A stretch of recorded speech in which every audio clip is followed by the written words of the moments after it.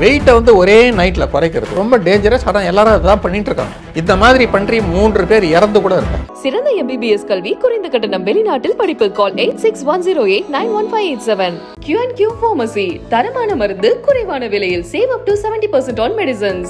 இப்போ மல்யுத்த வீரர்களுக்கு ஏற்கனவே ஃபேட்டே இருக்காது. அவ்வளோ லீன் ஃபேட் அவங்க உடம்புல கொஞ்சம் கூட ஃபேட் இருக்காது. அப்போ தண்ணியை தான் கம்மி பண்ண முடியும். உடலில் இருக்கிற தண்ணியை வெளியேற்றுறதுக்கு 2 வழி இருக்குது. ஒன்று சிறுநீர் மூலமாக வெளியேற்றலாம், இன்னொன்று வியர்வை மூலமாக வெளியேற்றலாம். சிறுநீர் மூலமாக வெளியேற்றுறதுக்கு இந்த மாத்திரைகள்லாம் இருக்குது. இப்போ அதெல்லாம் பேண்ட். நைட்டு ஃபுல்லாக அவங்க எக்ஸசைஸ் பண்ணுறாங்க, 1 மணி நேரம் கூட தூங்கலாம்.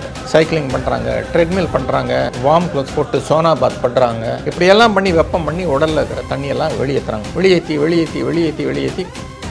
அதாவது ஒரு லெவலுக்கு மேலே நீங்கள் என்ன பண்ணாலும் உடம்பு வந்து வேர்க்காது. சீஜ் மோட் அப்படின்னு அந்த போர்டுக்கு இவங்க வந்து காலைல ஒரு 7 மணிக்கு போயிடுறாங்க. என்ன எக்ஸசைஸ் பண்ணாலும் வேர்வை மாட்டேன். பாடி ஸ்ட்ரைக் பண்ணிவிடும், வெளியேற்றாது. இதுக்கு மேலே என்னால் தண்ணியை வெளியேற்ற முடியாது அப்படின்னு அது ஸ்ட்ரைக்கு போயிடும். நைட்டெல்லாம் வெளியேற்றி இருக்கு. 2 கிலோனா யோசிச்சு பாருங்க. 2 கிலோ குறைக்கிறேன்னா 2 லிட்டர் தண்ணி உடலுந்து வரணும். 3 விதமான விளைவுகள். ஒன்று, தண்ணி மட்டும் வெளியேறாது, தண்ணி கூட உங்கள் உடம்புல இருக்கிற உப்பு சத்தெல்லாம் வெளியேறிடும். யூரினே அவங்களுக்கு வராது. கிட்னி இன்ஜூர் ஆகும், ரத்தமெல்லாம் சுருங்கி அவங்களுக்கு ஹார்ட் அட்டாக் வரதுக்கான சான்ஸ். இந்த ஜாயிண்ட் சென்சேஷன்லாம் போயிடும். ஆகவே அவங்க கிக் பண்ண போது அந்த ஜாயிண்ட் எங்கே இருக்குன்றதே அவங்களுக்கு தெரியாது. உணர்வுகள் இல்லாமல் இருப்பாங்க. மருத்துவர் அமல் அவர்கள் இணைந்திருக்கிறார். வணக்கம் சார். வணக்கம் தனுஷ். நீங்கள் எப்படி சார் பார்க்குறீங்க? குறுகிய கால இடைவெளியில் வந்து இந்த உடல் எடைங்கிறது வந்து 2 கிலோ அளவுக்கு கூடனதாக சொல்லப்படுது. அந்த அளவுக்கு பாசிபிலிட்டிஸ் இருக்கா? தமிழ், உங்களுக்கு இதனுடைய நிகழ்ச்சியை வந்து ஒரு இறுதி நிகழ்வை மட்டும் நம்ம பார்த்தோம்னா அதை புரிய முடியாது. நேற்று வந்து இந்தியாவே அழுதது, உலகமே அழுதது. ஆனால் இது அழுததுக்கு பின்னாடி இருக்கிற அந்த நீண்ட சரித்திர பின்னணியை கூடிய வரைக்கும் நான் குறுகலாக உங்களுக்கு சொல்கிறேன். அப்போது ஒரு விரிவான புரிதல் இருக்கும் உங்களுக்கு. இன்றைக்கு வந்து வினேஷ் போகத்துக்கு 29 வயது ஆகுது. அவங்க வந்து 23 வயதில் வந்து ரெஸ்லிங்க்கு வராங்க. அவங்க வர்றப்போ முதல்ல வந்து எடை அவங்களே ரொம்ப கம்மியாக இருந்தாங்க. அப்போ அவங்க வந்து 48 கிலோஸில் தான் வந்து ஃபைட் பண்ணிகிட்ருக்காங்க. நாளாக நமக்கே உடலில் வெயிட் ஏறும் இல்லையா? அவங்களுக்கு வந்து கொஞ்சம் கொஞ்சமாக எடை ஏறி அவங்களுடைய நேச்சுரல் வெயிட் வந்து 57 கிலோலாம் 59 கிலோ. ஆகவே அவங்க வந்து 48 கிலோவில் ஃபைட் பண்ணுறதை விட்டுட்டு 53 கிலோவில் ஃபைட் பண்ண ஆரம்பிக்கிறாங்க. அவங்களுடைய நார்மல் ஃபைட்டிங் ரேஞ்ச் வந்து 53 கிலோ ரேஞ்சில் தான் இருந்தாங்க. இதன் நடுவில் தான் ரெஸ்லிங் ஃபெடரேஷன் ஆஃப் இந்தியாவில் வந்து பாலியல் குற்றச்சாட்டு வந்து அதை இவர்கள் பெரிதாக எடுத்து தெருவில் இறங்கி போராட்டம் பண்ணி நாடே வந்து அதை பார்த்து அதிர்ச்சி அடைகிற ஒரு நிலையிலலாம் ஆச்சு. அந்த சமயத்தில் ஒலிம்பிக் அனௌன்ஸ் பண்ணுறாங்க, பாரிஸ் ஒலிம்பிக்ஸ். அவர்களுக்கு வந்து அதே சமயம் நீ ஜாயிண்டில் ஒரு ஆப்ரேஷன் நடக்குது. முழங்காலில் வந்து அவங்களுக்கு ஒரு சதை பிசகி போச்சு சண்டையில், அது பயிற்சியில். அதற்காக அவங்க வந்து ஒரு சர்ஜரி பண்ணுறாங்க. அப்போ வந்து குவாலிஃபையிங் ரவுண்டில் 53 கிலோஸில் ஆன்டிம்னு இன்னொரு லேடி வந்து குவாலிஃபை ஆகிறாங்க. இவங்க வந்து சிக்காப்படுத்திட்டுருக்காங்க. இந்த நீ ஜாயிண்ட் ரிக்கவரி ஆன பிறகு அதுக்குள்ளேயே ரெஸ்லிங் ஃபெடரேஷன் ஆஃப் இந்தியானுடைய ஒரு எலெக்டட் பாடி கலைக்கப்பட்டு அடாக் பாடி வச்சுருக்காங்க. அவங்க வந்து இவங்கள அலோவ் பண்ணுறதா அவங்கள அலோவ் பண்ணுறதா 53 கிலோஸ்ன்றதில் ஒரு பிரச்சனை இருந்திருக்குது. இவங்களும் அப்பீல் பண்ணுறாங்க. நான் வந்து ஏற்கனவே 53 கிலோஸில் தான் வந்து ஃபைட் பண்ணுறவங்க, இவங்களோட வேணால் எங்களுக்கு குவாலிஃபையிங் ரவுண்ட்ஸ் கொடுக்கலாம், அதுக்கப்புறம் கூட நீங்கள் டிசைட் பண்ணலான்ற மாதிரி பேச்சுவார்த்தைகள் நடக்குது. ஆனால் அவங்க வந்து ஏற்கனவே குவாலிஃபை ஆகிட்டாங்க. ஒலிம்பிக்கில் வந்து ஒரு வெயிட் ரவுண்டில் ஒருத்தர் தான் போக முடியும். 53ல் ஒருத்தர் போகலாம், 50ல் ஒருத்தர் போகலாம், 48ல் ஒருத்தர் போகலாம். 53ல் அவங்க ஏற்கனவே போகிறதுக்கு அவங்கள தயார் பண்ணியாச்சு. இவங்க கேட்குறாங்க, நான் பல வருடங்களாக 53ல் தான் போயிருந்துருக்கிறேன், ஆகவே 53ல் என்ன அனுமதிக்கன்னு கேட்குறாங்க. அந்த பேச்சுவார்த்தையெல்லாம் நடக்குது. அந்த சமயத்தில் தான் வந்து இவங்க இதுக்கு மேலே வந்து யோசிச்சா 50லேயே எனக்கு போயிடும் சான்ஸு, ஆகவே 50 கிலோஸில் நான் ஃபைட் பண்ணணும்னு சொல்லி ஒத்துக்கிறாங்க. ஸோ இவங்க வந்து 50 கிலோக்கு ரெடியாக வராங்க. 50 கிலோக்கு ரெடியாகி அவங்க வந்து ஒலிம்பிக்கு போகிறாங்க. டியூஸ்டே அன்னைக்கு, அதாவது செவ்வாய்க்கிழமை, ஒலிம்பிக் மல்யுத்தம் ஆரம்பிக்கிறதுக்கு முன்னாடி அவங்கள வெயிட் போடுறாங்க. 49.9 கிலோ இருக்குது, கரெக்டாக 50 கிலோ ரேஞ்சுக்கு. முதல் சுற்றே வந்து உலக புகழ் பெற்ற ஒரு ஜப்பானிய மல்யுத்த வீரர். அவங்க யாருன்னா இது வரைக்கும் 82 மல்யுத்தத்தில் 1 கூட தோக்காதவங்க. அவங்கக்கிட்ட இவங்க ஃபஸ்ட்டு ரவுண்ட்லேயே இவங்க ஜெயிப்பாங்களானே உலகம் ரொம்ப வியப்பாக பார்த்துருச்சு. அந்த 6 நிமிட போட்டியில் கிட்டத்தட்ட 5.5 நிமிடம் வந்து அவங்க தான் டாமினேட் பண்ணிட்டு இருந்தாங்க. ஸோ இவங்க வந்து ஜெயிப்பாங்கன்ற நம்பிக்கை உலகத்தில் யாருக்குமே இல்லை. ஆனால் கடைசி 20 செகண்டில் அந்த போட்டியே கம்ப்ளீட்டாக மாற்றி இவங்க வின் பண்ணிட்டாங்க. உலகமே ஸ்தம்பிச்சிடுச்சு. ஜப்பானில் பத்திரிகைகள்லாம் அழுகுரலில் எழுத ஆரம்பிச்சிட்டாங்க, நம்மளுடைய சாம்பியனை வந்து ஃபஸ்ட்டு குவாலிஃபையிங் ரவுண்ட்லேயே ஒருத்தர் இந்தியாவிலேருந்து வந்து அடிச்சிட்டாங்களே அப்படின்லாம் எழுத ஆரம்பித்தாங்க. அந்த அளவுக்கு உலகத்தினுடைய உச்ச புகழுக்கு செத்துட்டாங்க. ஆனால் அன்றைக்கே வந்து இன்னும் 2 போட்டி இவங்க 2 ரவுண்ட் போட வேண்டியது இருக்குது. ஒரு உக்ரைன் பிளேயர்கிட்ட இது முடிஞ்ச உடனே இன்னொரு உக்ரைன் மல்யுத்த வீராங்கனையோட பண்ணுறாங்க, அதுலேயும் வெற்றி அடைகிறாங்க. அதுக்கப்புறம் வந்து ஈவினிங் கியூபாவில் ஒரு பெண்மணியோட ஃபைட் பண்ணுறாங்க, அதுலேயும் வின் பண்ணிட்டாங்க. இப்போ ஒரு போட்டியிலையும் வந்து வின் பண்ணும்போது அவங்களுக்கு எனர்ஜி தேவை இல்லையா, அதுவே தண்ணி குடிக்கிறாங்க. தண்ணினா வெறும் தண்ணியில் எனர்ஜி ட்ரிங்க்ஸ்லாம் குடிப்பாங்க இல்லையா, சத்து பானங்கள்லாம், அந்த மாதிரி எனர்ஜி ட்ரிங்க்ஸ் நிறைய குடிப்பாங்க. இல்லைனா சண்டை போட முடியாது, அது ரொம்ப இன்டென்சிவ் இல்லையா. ஆகவே அந்த மாதிரி அவங்களுக்கு ஒரு போட்டிக்கு நடுவில் டைம் கிடையாது. கிடைக்கிற நேரத்தில் கொஞ்சம் தண்ணி குடிச்சிக்கிறாங்க, சத்து உணவு குடிச்சிருக்காங்க. எல்லாமே ரெகுலேட்டட் தான் வைங்க. அவங்களுடைய ட்ரெயினரு, நியூட்ரிஷன் ஸ்பெஷலிஸ்ட்டு, டாக்டர்லாம் பார்த்து தான் கொடுக்குறாங்க. ஸோ அவங்க நைட் ஃபைட் முடியும் போது 7 மணி ஏதோ 3 ரவுண்ட்லேயும் அவங்க வின் பண்ணிட்டாங்க. அது உலகம் முழுவதும் பேசப்படுது. ஒரே நாளில் 3 ரவுண்ட்லேயும் அவங்க வின் பண்ணிட்டாங்க. ஆனால் நைட்டு எடையை பார்த்தா 53 கிலோ இருக்குது. அவங்க ஃபைட் பண்ணுறதுக்காக அவ்வளோ தண்ணி குடிச்சிருக்காங்க. ஓகே, உணவால் கிடையாது இந்த வெயிட்டு, தண்ணி, எனர்ஜி ட்ரிங்க்ஸு, அதனால் வெயிட்டு. இப்போ வந்து மறுநாள் காலையில் 7 மணிக்கு மறுபடியும் வெயிட் பண்ணணும். ஏன்னா மறுநாள் காலையில் தான் ஃபைட்டிங். புதன்கிழமை காலையில் ஃபைட்டிங் ஃபைனல். மறுநாள் காலைக்குள்ளே இவங்க வந்து மறுபடியும் 50 கிலோ ஆனால் தான் வந்து இவங்களால் உள்ளே நுழைய முடியும் ரிங்குக்கே. ஸோ அந்த நைட்டுக்குள்ளே இந்த 3 கிலோ வெளியேற்றணும் வச்சுங்களா. இப்போது உடலில் இருக்கிற தண்ணியை வெளியேற்றுறதுக்கு 2 வழி இருக்குது. ஒன்று சிறுநீர் மூலமாக வெளியேற்றலாம், இன்னொன்று வியர்வை மூலமாக வெளியேற்றலாம். சரிங்களா.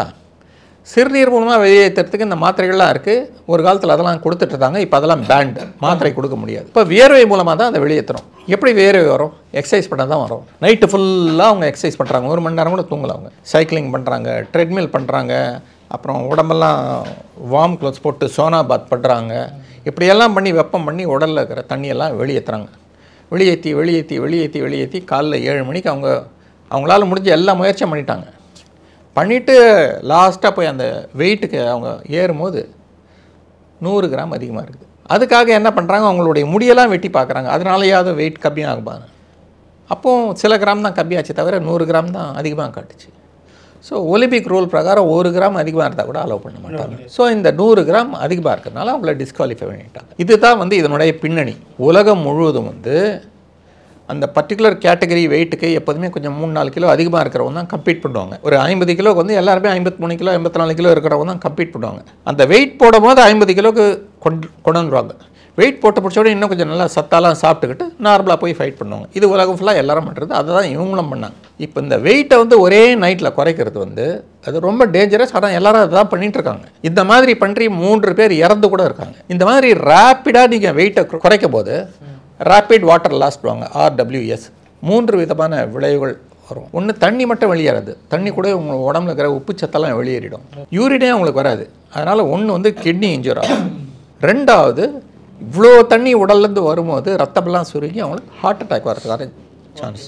3வது வந்து அவங்களுக்கு இந்த ஜாயிண்ட் சென்சேஷன்லாம் போயிடும். ஆகவே அவங்க கிக் பண்ணும்போது அந்த ஜாயிண்ட் எங்கே இருக்குன்றதே அவங்களுக்கு தெரியாது, உணர்வுகள் இல்லாமல் இருப்பாங்க. ப்ராப்ரியோசெப்ஷன்வாங்க, அது போயிடும்.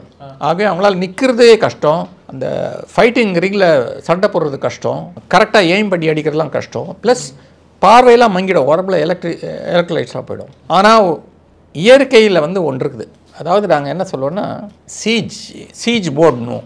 அதாவது ஒரு லெவலுக்கு மேலே நீங்கள் என்ன பண்ணாலும் உடம்பு வந்து வேர்க்காது, சீஜ் மோட் அப்படின்னு. அந்த போர்டுக்கு இவங்க வந்து காலைல ஒரு 7 மணிக்கு போயிடுறாங்க. என்ன எக்ஸசைஸ் பண்ணாலும் வேர்வை மாட்டேன். வேர்வரெலாம் என்ன பண்ண முடியும்? நீங்கள் வேறு என்ன மெஷின் வச்சா எடுக்க முடியாது. ஒலிம்பிக் பிரகாரம் நீங்கள் கை விட்டு வாங்கி எடுக்கிறதுலாம் அஃபென்ஸ், மாட்டிக்கு வைக்க. வேறு எதுவுமே பண்ண முடியாது, வேர்வை தான் வரணும். ஆனால் உடம்பு வந்து ஃபிசியலாஜிக்கலாக சீஜ் மோடுக்கு போகிறதுனால வேர்வை வரல. ஸோ அந்த 100 கிராம் இவங்களால் எடுக்கிறதுக்கு வழியே இல்லை. சீஜ் மோட்னாக்கா அப்போ நம்ம வேர்வை வெளியேற்றுவதுங்கிறது ரொம்ப கடினமாக இருக்குமா? பாடி ஸ்ட்ரைக் பண்ணிவிடும், வெளியேற்றாது. இதுக்கு மேலே என்னால் தண்ணியை வெளியேற்ற முடியாது அப்படின்னு அது ஸ்ட்ரைக்கு போயிடும். நைட்டெல்லாம் வெளியேற்றி இருக்கு. 2 கிலோனா யோசிச்சு பாருங்கள், 2 கிலோ குறைக்கிறேன்னா 2 லிட்டர் தண்ணி உடலேருந்து வரணும். உங்களுடைய ரத்தமே 5 லிட்டர் தான், அதுலேருந்து 2 லிட்டர் இதை பிரித்து எடுக்குது. அப்போ மீதி இருக்கிறது 3 லிட்டர் தான். அப்போ உடம்புல நடக்கிற ரசாயன மாறுதல்லாம் யோசிச்சு பாருங்கள். அந்த 2 லிட்டர் தண்ணி வரணும். இவங்க நைட்டெல்லாம் எக்ஸசைஸ் பண்ணிக்கிறாங்க. ஒரு லெவலில் உடம்பு சொல்லுது இதுக்கு மேலே நான் வந்து அலோவ் பண்ண மாட்டேன் அப்படின்னு உடம்பு ஸ்ட்ரைக் பண்ணுது. சீஜ் போர்டுக்கு இவங்க போயிட்ட பிறகு அது 100 கிராம் வெளியே வரல. இதை அவங்களும் எதிர்பார்த்துருக்க மாட்டாங்க, அந்த டீமும் எதிர்பார்த்துருக்க மாட்டாங்க, யாரும் எதிர்பார்த்துக்க மாட்டாங்க. இதுதான் நடந்தது. சார், இந்த மாதிரி வெளியேற்றம் அப்படிங்கிறது தொடர்ச்சியாக பண்ணுறாங்க இல்லையா? வேர்வை வெளியேற்றம் அதிகமாக இருக்கும் பட்சத்தில் நீங்கள் சொன்னீங்க சில சிக்கல்கள்லாம் வரும்னு சொல்லிட்டு, இப்படியான ஒரு ஆள் வந்து போய் அந்த போட்டியில் கலந்து கொள்ளும் பொழுது என்னதான் நிறைய சாப்பிட்டு திருப்பி கான்ஃபிடண்ட்டாக உள்ளே போனாலுமே கூட அங்கே என்ன மாதிரியான சிக்கல்கள்லாம் வரதுக்கு வாய்ப்பு இருக்குது? பெரிய அளவுக்கு ஏதாவது? இது உலகம் முழுவதும் இருக்கிற எல்லா ரெஸ்லரும் பண்ணுறது. ஓகே, உங்களுக்கு எப்படி ப்ராப்ளம் இருக்கோ உங்கள் அப்பரண்ட்டுக்கு அதே ப்ராப்ளம் தான் இருக்கும். காமனாக இது ஒரு விஷயம் இருக்குன்னு ஃபாலோ பண்ணுறாங்க, எல்லாருமே ஃபாலோ பண்ணுறாங்க. இவங்களும் அதை தான் ஃபாலோ பண்ணியிருப்பாங்க, இவங்களோட ஃபைட் பண்ணுறவங்களும் அதை தான் ஃபாலோ பண்ணியிருப்பாங்க. இது உலக முழுக்க இது ஆரோக்கியமானதான்னு கேட்டால் ஆரோக்கியமானதே கிடையாது. ஆனால் இப்படி தான் நடக்குது. சடனாக ஏதாவது லீட் பண்ணுமான்னு கேட்குறேன். இந்த மாதிரியான விஷயங்கள் வந்து அதான் டெத்தே ஆயிருக்கு. 3 பேர் இறந்தே இருக்காங்க. ஓகே, 3 பேர் ஃபைட்டர்ஸு வெயிட் லாஸ் இந்த மாதிரி பண்ணும்போது பண்ண போய் ஆமாம் இறந்துருக்காங்க. 3 பேர் இறந்துருக்காங்க. டாக்குமெண்ட் ஆகிருக்கு. நிறைய பேர் வந்து இதுக்கு மேலே முடியாமல் குவாலிஃபை ஆகாமலாம் போயிருக்காங்க, சிக்காயிருக்காங்க, ஹாஸ்பிட்டல் அட்மிட் ஆகிருக்காங்க, எல்லாம் நடந்திருக்கு. இது வந்து எல்லாருக்குமே தெரியும். ஆனால் இந்த ரிஸ்க் அவங்க எடுக்கிறாங்க. நான் வெயிட் மட்டும் போட்டுட்டா மறுபடியும் போய் தண்ணியெலாம் குடிச்சு நான் கொஞ்சம் ஏற்றிக்குவேன். வெயிட் போடுற வரைக்கும் எனக்கு இது வேணும். இதுக்கு அடுத்து நீங்கள் சில ஸ்டெப்ஸ்லாம் எடுத்தாங்க, முடி வெட்டுறாங்க, இதெல்லாம் பாசிபிலிட்டிஸா சார்? முடியலன்னா ஒரு 2 கிராம் 3 கிராம் இறங்கும், 4 கிராம் இறங்கும், அவ்வளோதான். அவங்க எவ்வளோ முடியுமோ இறக்க பார்த்தாங்க. நினச்சா மொட்டை கூட சேர்ந்துருப்பாங்க. ஆனால் அது 100 கிராமுக்கு கம்மியாக வரல. ஓகே, அதனால் வேஸ்ட்டு அப்படிங்கிறது தான். ரெண்டாவது, இப்போ என்ன பேசுபொருள் ஆகிக்கிட்டு இருக்குனாக்கா, ஒரு 49 கிலோவில் அந்த மாதிரி தான் வந்து முதல் நாள் வெயிட் போட்டு வந்து காம்படிஷனுக்குள்ளே போகிறாங்க. 3 போட்டிகள் ஜெயிக்கிறாங்க அப்படின்னும் பொழுது அவங்க கூட வந்து நியூட்ரிஷனிஸ்ட் போயிருப்பாங்க, நிறைய பேர் வந்து டாக்டர்ஸ் கூட இருந்திருப்பாங்க. எல்லாரும் இருக்கும் பொழுது அவங்க கரெக்டான ஆலோசனைகள் வழங்கியிருக்க மாட்டாங்களா அப்படி சில கேள்விலாம்? இல்லை, அது உண்மைதான். நானும் அந்த மாதிரி கேள்விலாம் நேற்று எழுப்பிட்டு தான் இருந்தேன். அவங்களாம் தப்பு பண்ணியிருக்காங்க, இன்னும் கொஞ்சம் ரெகுலேட் பண்ணியிருக்கணும்னு யோசிச்சு பார்த்தா எல்லாருமே சேர்ந்து தான் இந்த முடிவுலாம் எடுத்திருப்பாங்க. ஒருத்தர் எடுத்துருக்க மாட்டாங்க. இவ்வளோ கொடுக்கலாம், இவ்வளோ தண்ணி அளவு பண்ணலாம், அதெல்லாம் பண்ணியிருப்பாங்க. ப்ளஸ் இவங்களும் வந்து 1 வருடம் 2 வருடம் ரெஸ்லிங் பண்ணல, 10 வருஷமாக பண்ணிகிட்ருக்காங்க. ஸோ இவங்களுக்கு வந்து எவ்வளோ தண்ணி குடிச்சா எவ்வளோ வெயிட் ஏறும், எவ்வளோ தண்ணி குடித்தா நமக்கு சேஃபு, எவ்வளோ குடித்தா அதிகமாகிடும்லாம் இவங்களுக்கும் தெரிஞ்சிருக்கும். ஸோ இது எல்லாருமே இவங்களை வந்து யாரும் ஃபோர்ஸ் பண்ணி குடிக்க சொல்ல முடியாது. ஸோ எல்லாருமே தான் செஞ்சுருப்பாங்க. ஒரு மிஸ்கால்குலேஷன் ஆகிருக்குன்னு தான் நான் நினைக்கிறேன். நான் முதல்ல வந்து இந்த டீம் ரொம்ப தப்பு பண்ணிட்டாங்க, ஏன் இவங்களுக்கு தெரியாதா இந்த மாதிரி வெயிட் போட போகிறாங்க, ஏன் இவ்வளோ கொடுத்தாங்கன்னா நான் நினச்சிட்டு இருந்தேன். இப்போவும் கூட யோசிச்சு பார்த்தா இன்னும் கொஞ்சம் கேர்ஃபுல்லாக இருந்திருக்கலாமோன்னு தோணுது. ஏன்னா ஒலிம்பிக் லெவலில் போகும்போது இவங்க 3 போட்டியும் போவாங்க, 3த்துலேயும் வெற்றி பெறுவாங்கன்ற சாத்தியக்கூறு தான் இருக்குது. அப்படி இருக்கும்போது ஃபுட்டு இன்னும் கொஞ்சம் மைன்யூட்டாக கால்குலேட் பண்ணியிருக்கலாமா, இன்னும் கொஞ்சம் ஃப்ளூயிடை ரெஸ்ட்ரிக்ட் பண்ணியிருக்கணுமா. 3 ஃபைட்டுக்கு நடுவில் 50 ml ரெஸ்ட்ரிக்ட் பண்ணால் கூட 150 ml ஆகிடுச்சு. நீங்கள் ஈஸியாக குவாலிஃபை ஆகிருப்பீங்க. அது பண்ணியிருந்துருக்கலாமோன்னா இப்போ யோசிக்கிறோம். ஆனால் அந்த சுச்சுவேஷனில் அங்கே என்ன ஆச்சுன்றது நமக்கு தெரியாது. அவங்க எவ்வளோ டயர்டாக இருந்தாங்க, எவ்வளோ தண்ணி அவங்களுக்கு அப்போ தேவைப்பட்டது, அதெல்லாம் நமக்கு தெரியல. ஆனால் இன்னும் கொஞ்சம் கேர்ஃபுல்லாக பிளான் பண்ணியிருக்கலாமோன்ற ஒரு ஆதகம் தான் இப்போ நம்மக்கிட்ட இருக்குது. ஏன்னா ஒரு வெற்றியினுடைய இலக்கை ஒரு மயிரிழையில் எழுந்தது எல்லாருக்குமே வருத்தமாக இருக்குது. சாலிட் ஃபுட்ஸ் இல்லாமல் இந்த மாதிரியான லிக்விட் ஃபுட்ஸ் மட்டுமே எடுத்து ஒரு 2 கிலோ 3 கிலோ அளவுக்கு வெயிட் கூடுமா? அதுக்கான பாசிபிலிட்டிஸ் இருக்கா? ஏங்க, உடம்புல வெயிட் கூடணுன்னா ஒன்று கொழுப்பு சத்து கூடணும், இல்லை தண்ணி கூடணும். நீங்கள் சாப்பிட்றதெல்லாம் வந்து ஒன்று கார்போஹைட்ரேட்டாக மாறி உடலுக்கு சக்தி தருது, ரெண்டாவது புரோட்டீன் அல்லது ஃபேட்டாக கொழுப்பாக மாறும். புரோட்டீனாக மாறிச்சுன்னா அது மசில் ஃபார்ம் ஆகணும், அது உடம்புல போய் அமினோ ஆசிடாக மாறி புரோட்டீனாக மாறி மசிலாக மாறத்துக்கெல்லாம் நேரம் ஆகும். மூணாவது கொழுப்பு வந்து நேராக அப்சார்ப் ஆகி கொழுப்பாக டெபாசிட் ஆகும், அது வெயிட் இன்க்ரீஸ் ஆகும். நாலாவது தண்ணி. இப்போ மல்யுத்த வீரர்களுக்கு ஏற்கனவே ஃபேட்டே இருக்காது, அவங்களுக்கு லீன் ஃபேட், அவங்க உடம்புல கொஞ்சம் கூட ஃபேட் இருக்காது. ஆகவே ஃபேட்டை எப்படி கம்மி பண்ணுவீங்க? அப்போ தண்ணியை தான் கம்மி பண்ண முடியும், ஃபேட்டை வெளியேற்ற முடியாது. அவங்க உடம்புல ஃபேட்டே இல்லை, தண்ணியை தான் வெளியேற்ற முடியும். அதாவது தண்ணி குடிச்சே ஒரு 2 கிலோ அளவுக்கு எடை கூடுறதுக்கான வாய்ப்புகள் இருக்கான்னு கேட்குறேன். காலையிலேருந்து ஈவினிங் வரைக்கும் எவ்வளோ தண்ணி அவங்க குடிச்சாக்குது எனக்கு தெரியல. அந்த டீட்டெயில்ஸ்லாம் இனிமேல் நம்ம எடுத்தால் தான் தண்ணி குடிக்காம வெயிட் ஏறவே சான்ஸ் இல்லை. வெயிட் வேறு எப்படி காற்றுல தான் ஏறும். ஒன்று தண்ணியில் ஏறிக்கணும், சாப்பாடுல ஃபுட்ஸ் ஏதாவது அதான் ஃபுட் அண்ட் வாட்டர் எல்லாமே கால்குலேட் பண்ணி தானே தருவாங்க. ஆனால் தண்ணியில் அதிகமாக ஃபுட்டில் வந்து யூஸ்வலாக வந்து வெயிட் ஏறாது, ஏன்னா அது டைஜஸ்ட் ஆகி அப்சார்ப் ஆகிடும், ஓகே, அசிமிலேட் ஆகிடும். வாட்டர் வந்து வெயிட் ஏறும், ஏன்னா வாட்டர் பாடியில் ரீட்டைன் ஆகும். அவங்களுக்கு ஜென்ரலாக வந்து வாட்டர் அண்ட் ஃபேட் தான் வந்து இமீடியட்டாக வெயிட் ஏறுறதுக்கு காரணம். ஸோ இவங்களுக்கு லீன் ஃபேட் இருக்குது, அது ஏற்கனவே.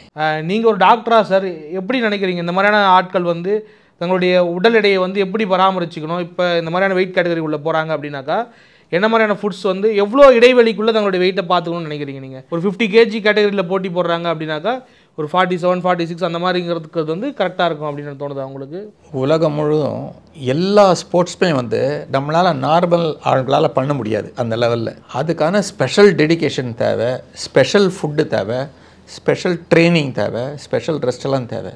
அது தனி, நம்மளாலாம் அந்த மாதிரி இருக்க முடியாது. அந்த லெவலுக்கு போயிட்ட பிறகு அவங்களுக்கு எவ்வளோ தண்ணி தேவை, எவ்வளோ உணவு தேவை, எவ்வளோ ரெஸ்ட்டு தேவைன்னா கணக்கு போடுறதுக்கு தான் இவ்வளோ பெரிய டீம் இருக்குது. அந்த டீமும் இந்த இண்டிவிஜுவலும் சேர்த்து தான் இதெல்லாம் முடிவு பண்ணணும். இந்த முடிவில் எங்கேயோ ஒன்று தவறு நடந்திருக்குது, அதனால் 100 கிராம் அதிகமாக. ப்ளஸ் அவங்க எதிர்பார்த்துருக்க மாட்டாங்க உடல் ஸ்ட்ரைக்கில் போகணும், சீஜ் போர்டில் போகணும்னு அவங்க எதிர்பார்த்துருக்க மாட்டாங்க. சீஜ் போர்டில் போக யாராலையும் ஒன்றும் பண்ண முடியலன்னு தான் இப்போ நான் இவ்வளோ படித்த பிறகு எனக்கு தெரிஞ்ச உண்மை. அப்போ எல்லாருமே இந்த ஒரு முயற்சி எடுக்கிறாங்கன்றது நம்ம பார்க்குறோம். அதை ஏன் கொஞ்சம் தள்ளி நம்ம ஒரு வெயிட் கொஞ்சம் கம்மியாக வச்சுருக்க கூடாது ஒரு கேள்வி இருக்குல்ல, அதை பற்றி கேட்குறேன். அப்படி வச்சு அவங்களுடைய நேச்சுரல் வெயிட், அவங்களுடைய உடம்புனுடைய நேச்சுரல் வெயிட்டே 59 கேஜிஸ். அவங்க 57 to 59 அவங்க நேச்சுரல் வெயிட்டு. அவங்க ஃபைட்டுக்காக கம்மி பண்ணுறாங்க. பட் எல்லாருக்குமே அந்த மாதிரி நேச்சுரல் வெயிட்னு ஒன்று இருக்குமா? இருக்குமே. ஒரு இப்போ என் வெயிட் ஒன்று இருக்கோம், உங்கள் வெயிட் ஒன்று இருக்கோம், அவங்க வெயிட் ஒன்று இருக்கும்.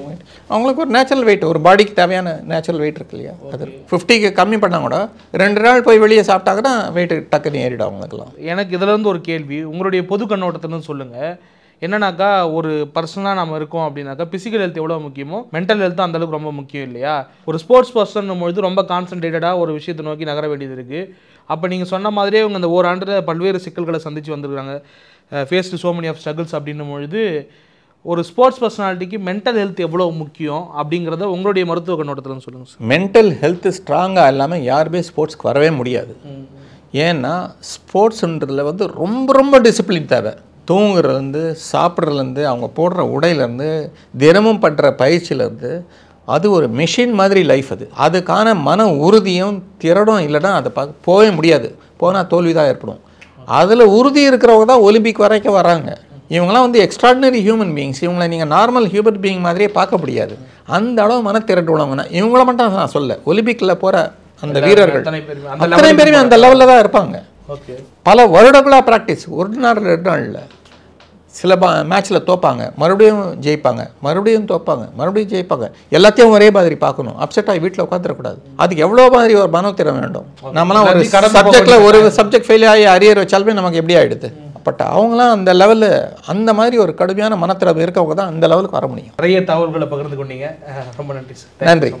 சிறந்த MBBS கல்வி குறைந்த கட்டணம், வெளிநாட்டில் படிப்பு. கால் 8610891587. Q&Q Pharmacy, தரமான மருந்து குறைவான விலையில். Save up to 70% on medicines.